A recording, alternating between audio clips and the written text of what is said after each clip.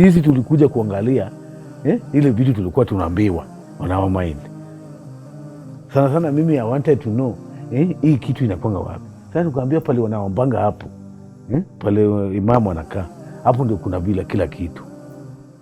So mimi nilikuwa naangalia watu wanaosema wanaweka majini. Jini wapi? Mpaka saa tisa tulikuwa tunaenda na friend wangu anaitwa George.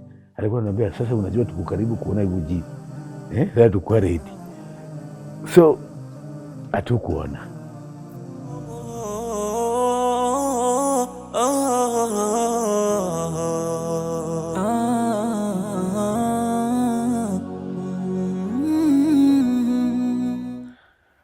Assalamu alaikum.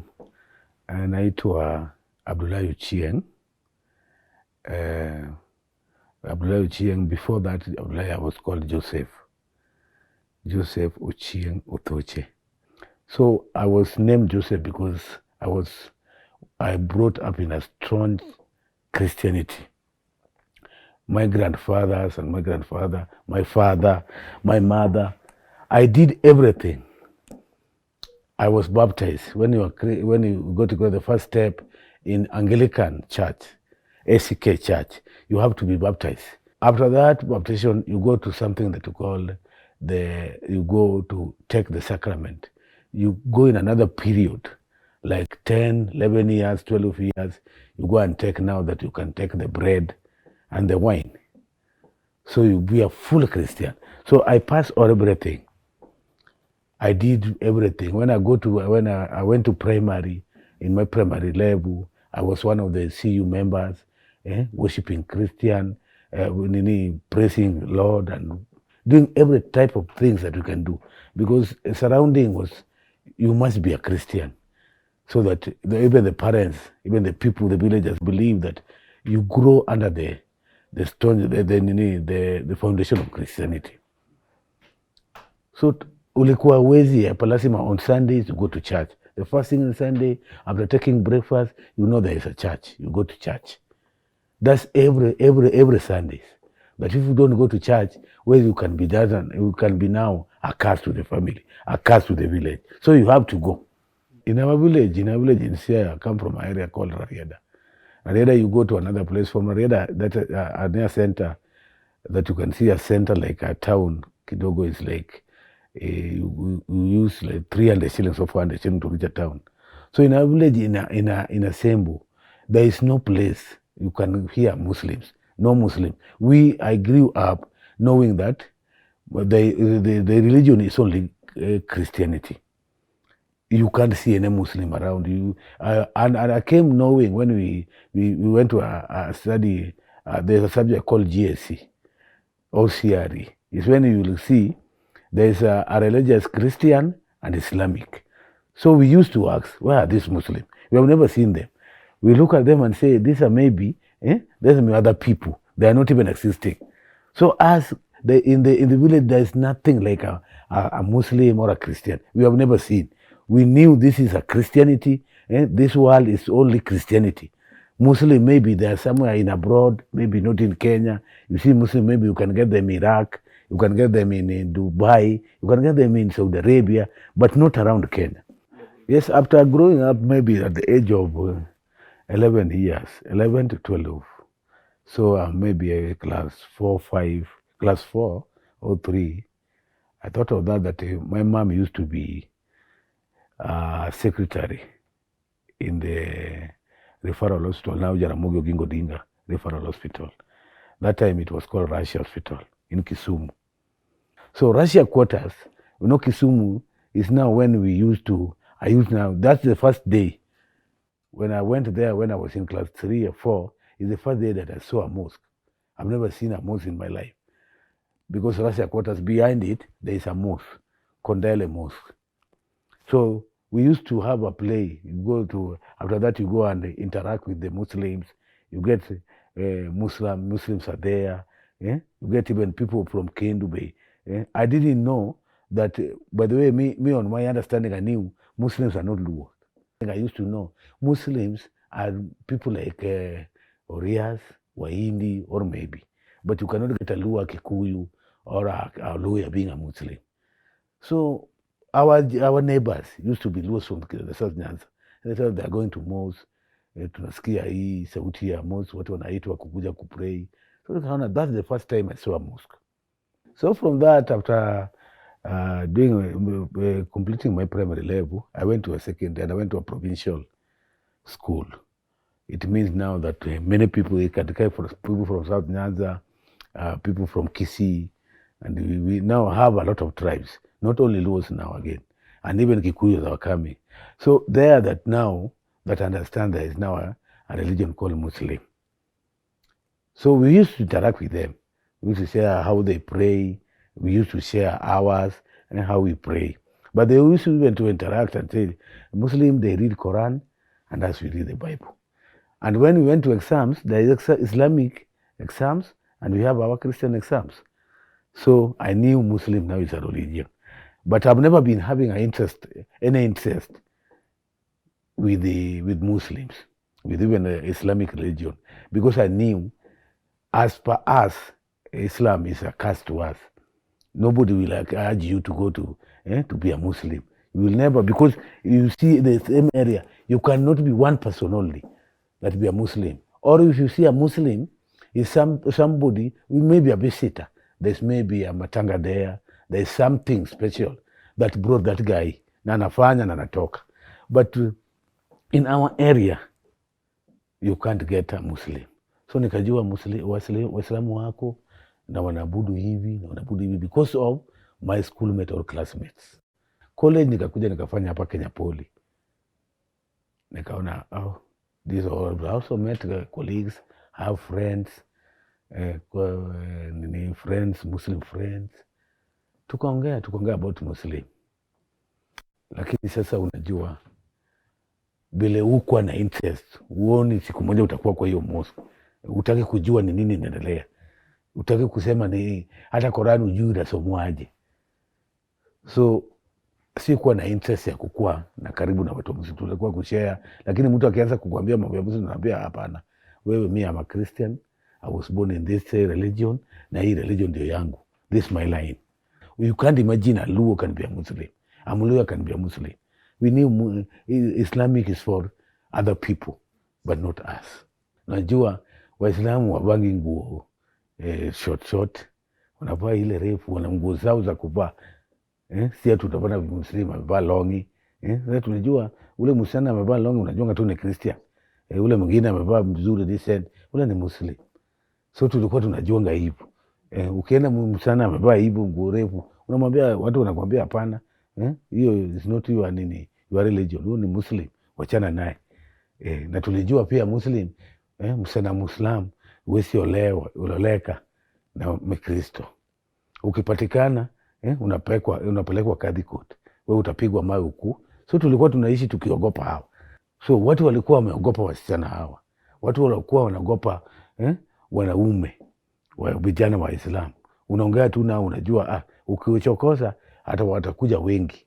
Na kasi yao wakilipa, hata wasasi walikuwa wanatuambia ukichokoza hawa, wewe kasi yako ni watakuja wengi wakuue. Because kuua imekubaliwa kwa Quran. Hapo ndio tulikuwa tunajua. So watu walikuwa wanaogopa because that's the say. Wewe Quran wamekubaliwa waue. Ndio waone Mungu yao.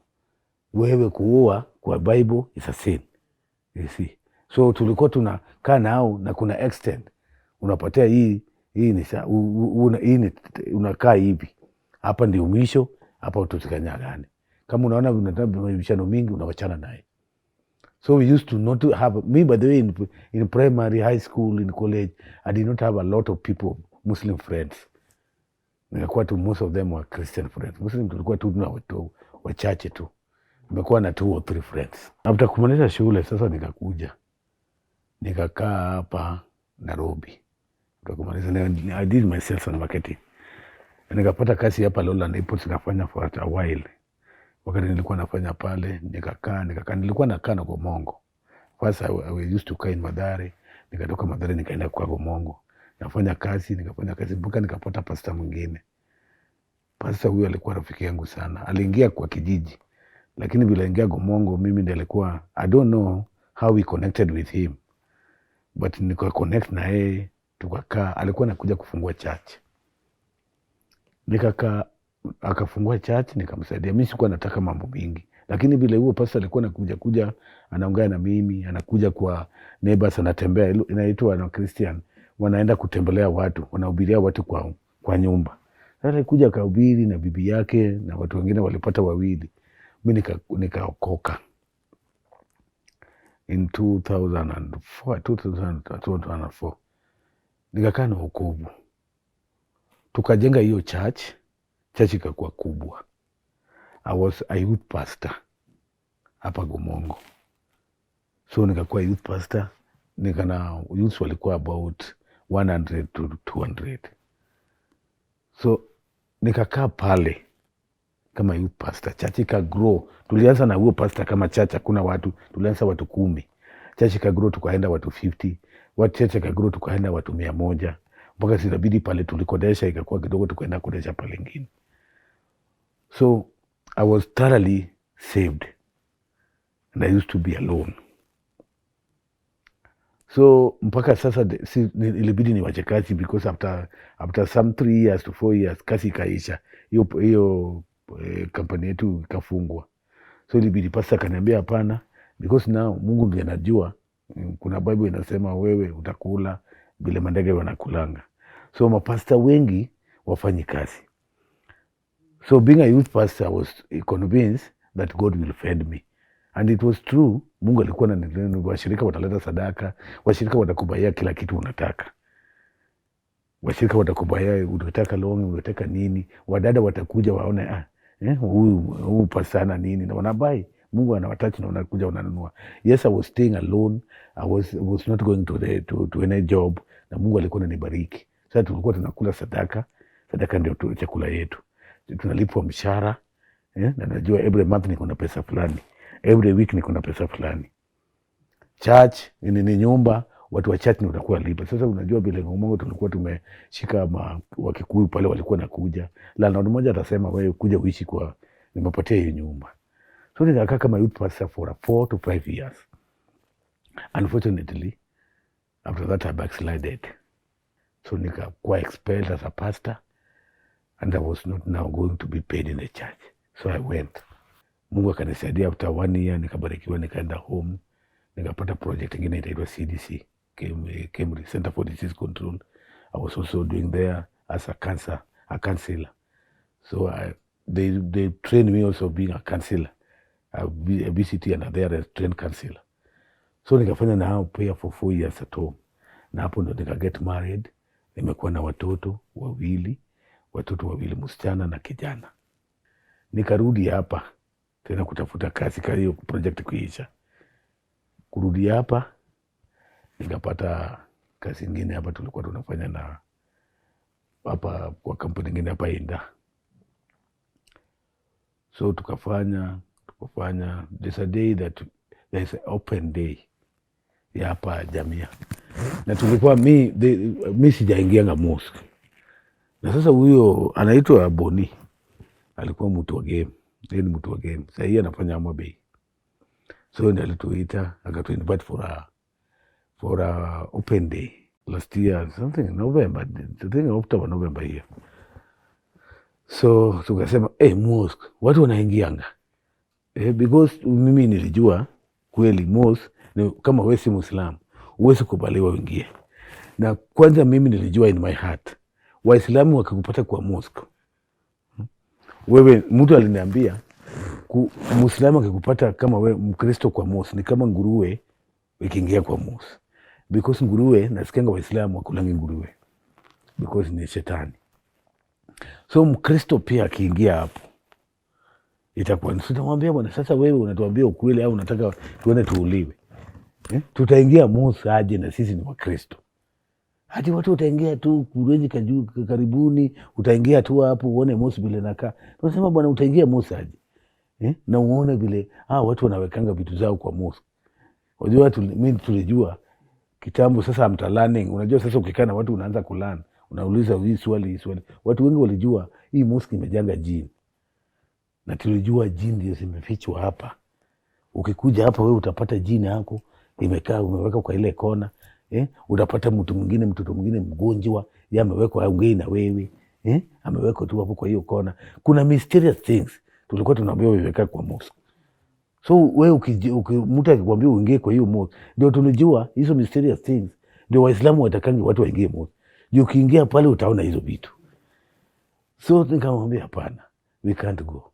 How can we go to that mosque? Tuingie tuone hizo vitu watu wamefichanga hapo. Tunakuta na exchange, tukaongea, tukasema pana, let us go. Nikasema basi tutaenda watatu. So akaongea na mwingine, akaongea na mimi, akaongea na mwingine, tukakuwa sisi watatu, we can get our time and go. Atamwambia it will take a short time. Kama tukaenda, tukakuja hapa.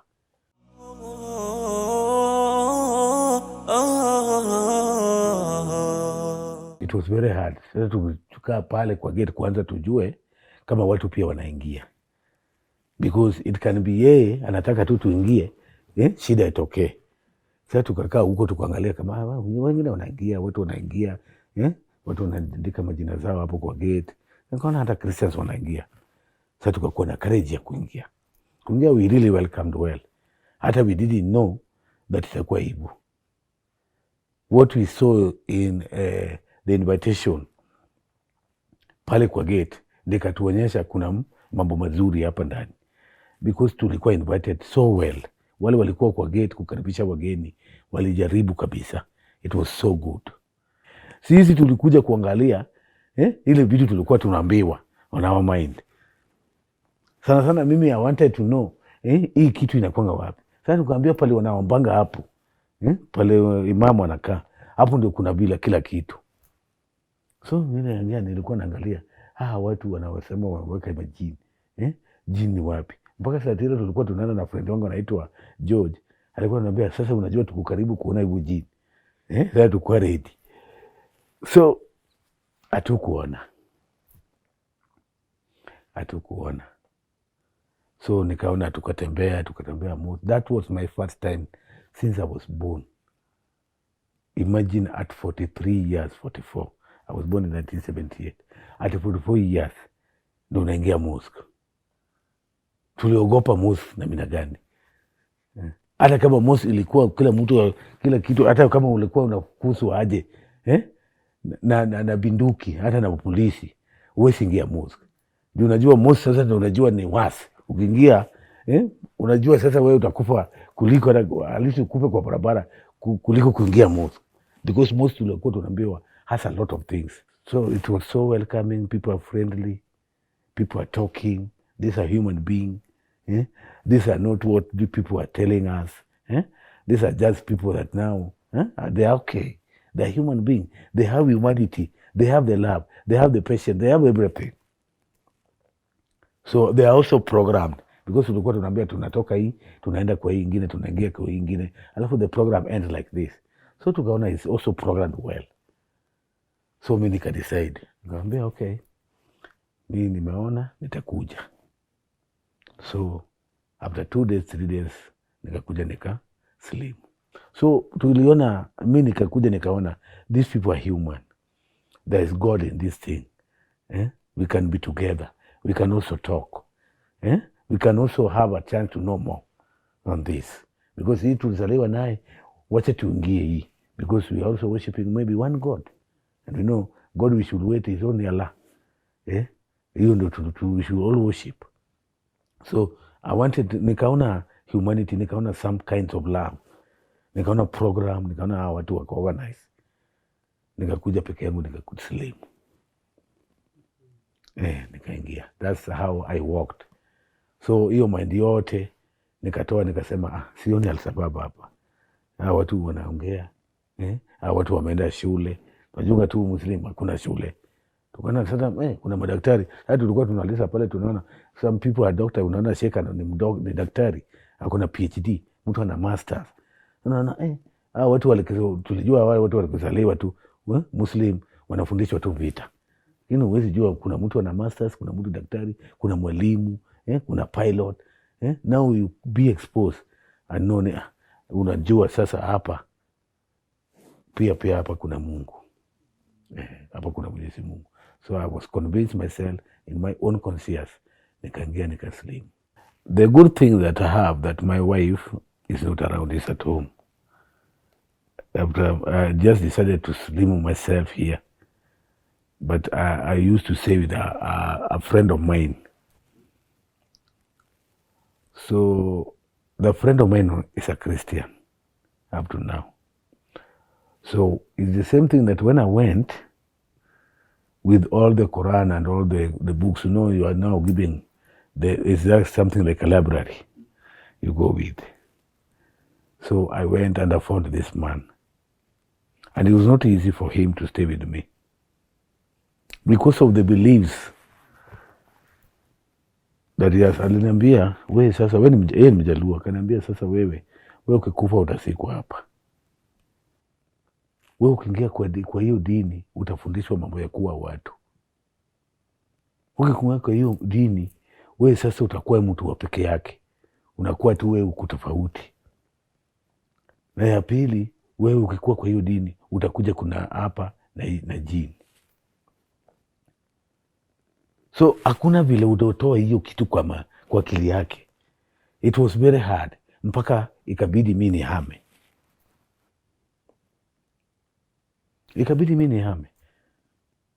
Na hiyo is also affects us, mimi kwa kazi. Mimi pia after mimi kumslimu nikaenda nikashare na hawa. Na nikapata is also shared there. Huyo Joseph, huyo Ken ameslimu sasa, yeye anaitwa Abdullahi. So we have a lot of problem with my boss. Na hakuwa ananiambia. So the other day akaniambia, wewe usikuje kazi kesho. Nikamwambia, what's the problem? Nitakwambia kwa simu, I'll call you. And that's the end of my job. Hakunicall mpaka sahi. Nikatoka tu, nikaenda kwa nyumba nyingine, nikakuwa na Mungu pia, na there always shetani akikufunga na hii, Mungu ana open another way. So nikaenda nikaongea na landlord mwingine, akaniambia, wewe kaa pale, ukipata pesa kidogo dogo utakuwa unanilipa. Na hivyo mpaka sasa hii sina kazi, na hiyo nyumba najaribu kila saa nalipa. Sijawahi fukuzwa kwa hiyo nyumba. So imekuwa ni Mwenyezi Mungu kupiga magoti chini na kuambia Mungu, nilikuja kwa hii, nikapata kwa hii. So mimi nikupigia ndugu zangu, my family, I told you it was not good, not easy for me. But we just decide. Kuna wengi najua hata wanapitia hii mambo yangu, wanashindwanga kuendelea na mambo ya Islamic because of the pressure they have behind them. I first told my wife and I told her, mimi nimeona nimeingia Islam. Akalia. It was not easy. Akaniambia, what are you saying? Unataka kuniwacha na watoto. Unataka kuwacha na ndugu zako. Because wewe ukislimu, wewe utakufa usikwe hapo. Wewe utakuwa mtu tofauti ukuje nyumbani. Unaona? Wewe ni kama sasa utawejitenga. Utafundishwa mambo mengine mpaka utaenda. Unajua sasa mabibi zetu sasa hii, bila mimi simu nimeoa, watajua tu nitafundishwa niwache nichukue Muslim girl. That's what they know. So nikamwambia hiyo ndio aliniambia. So akaniambia, sasa hii ni kama umetuacha utaki. It force her akuje Nairobi kuangalia kweli nimeishi na nani. Kanipata nimelala tu hapo peke yangu. Alikuja hata mimi bila mimi kujua. It was mama yangu ndiye alinipatia pesa, akamwambia, wewe enda Nairobi. Huyo bwana yako ni kama sasa hii anapotea. Amekuwa wazimu. Akili yako ni mzuri. Because brothers zangu walikuwa wananiambia, sasa wewe are you there's something wrong with you. Una decide aje unaenda Muslim.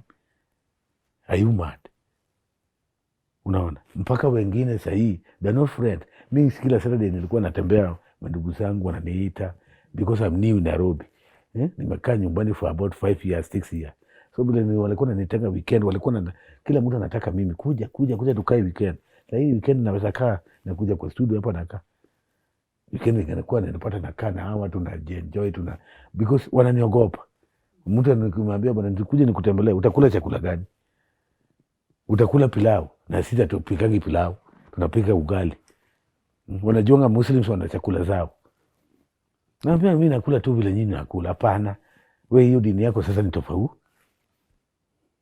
Hatuna vitu za kwenda kwa choo. utaenda choo na maji, na sisi hatuna hiyo kibuyu kimekatwa. This is just kind of questions. So it's hard for them to understand that you are still in the right position. You are still in your conscious. Uko sawa health wise, uko sawa spiritually. They don't understand. They can't believe that I'm still spiritually good. They think me, I'm now somebody. Nairobi mshinda. I'm messing up. I'm going in a wrong direction. So it was so hard.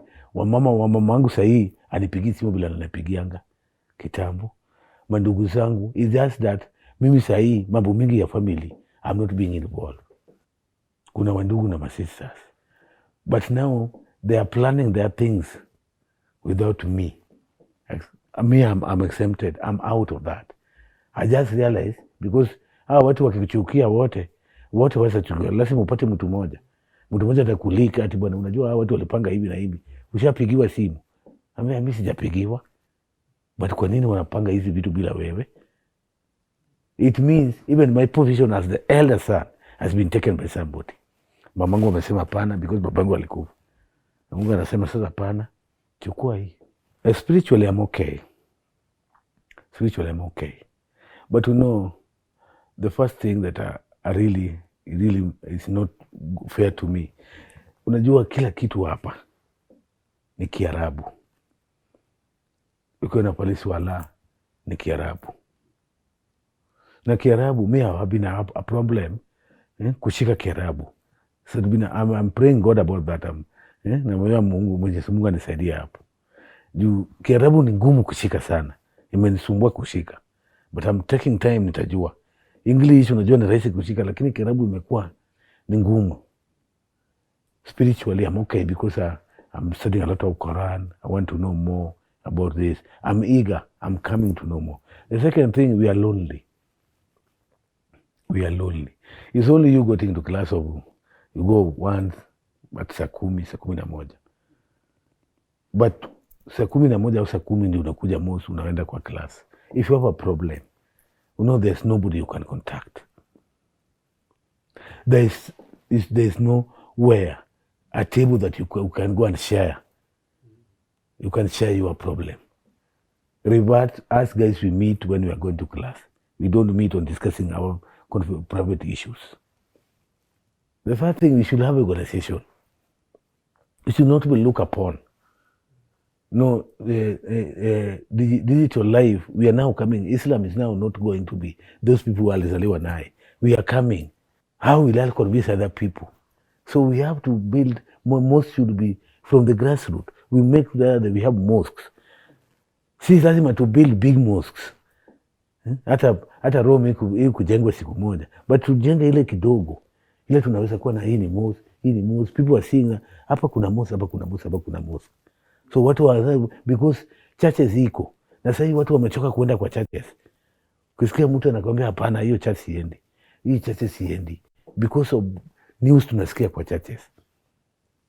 So people are coming, but tutawaweka hapi. So we don't have an organization. Tunaweza kaa reverse wakikuwa na problem hakuna. So that's a very big challenge. Alafu the third thing, we should be put together. Church iko na association kama youth church, youth group, women, mothers union and fathers union. But Islamic hakuna. And they do them as per, they go out per your age. Well, like me at 45, unaenda kwa fathers group, fathers union. Unapata you get experience, you get, you share your issues. And we come out to the way forward. Tunafanya nini kwa hizi issue na hii. Alafu tunakuwa pia na savings yetu kwa hiyo group. Every month tunaleta 100. Mtu akikuwa na problem, it's not a matter of coming to Jamia. You can go to our account and toa pesa na to solve this problem. So we should also have groups like the church. Na hapa kuna groups. That's a very big challenge.